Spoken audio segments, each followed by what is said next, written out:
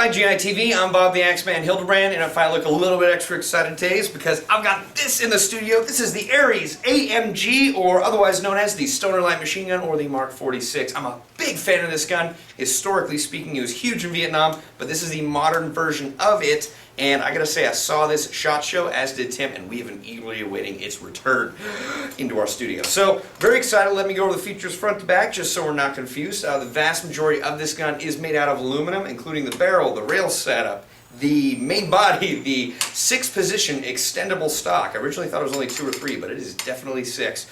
So the vast majority of this gun is made out of metal and aluminum at that, making it metal and surprisingly light for what you would consider. The only polymer parts on this gun are the pistol grip, the foregrip, and the rail covers. You get the rail covers and the foregrip with the gun, which I thought was a really nice touch. The only other polymer parts I can see are the charging handle and the box mag. And let me tell you, Aries redesigned the box mag. It holds 1,100 rounds, and it is self-winding now, so it's a lot more hassle-free and easier to use. They also included some dummy rounds so you can look as cool as possible right out of the box. I find these are great, especially if you're going to shoot moves with these guns. Makes it look very real steel right out of the box, as previously mentioned. Okay, another cool thing on this gun is that the battery goes in the tube underneath the barrel, but they have a very interesting way of accessing that. There's actually a quick release, barrel release button right on the top of the gun in front of the chamber. Press that down, and you can just pull the barrel assembly out. That has the hop-up unit and everything else you need. Now actually the battery goes right in here. You put a little 8.4 stick-type battery, and it's easy as pie just putting this thing back in. Press the button, and then guide the barrel assembly back down into the gun. Like so. Press it down a tiny bit, release the button, good to go. That is awesome. I really like how that's done. I think it's a very smart way to build a gun. Next up, you actually can take off the top of this gun and access where you connect the batteries with these 2 little buttons right here. Very cool. They also have some trademarks on here that say Stoner LMG, 5.56 millimeter, and a bunch of letters and numbers that mean something. Next up on the features on this gun include a rear adjustable sight. This sight does not come with the gun. We put it on there so it'll look cool. I agree that it does, but you get a rear adjustable sight, which I really like.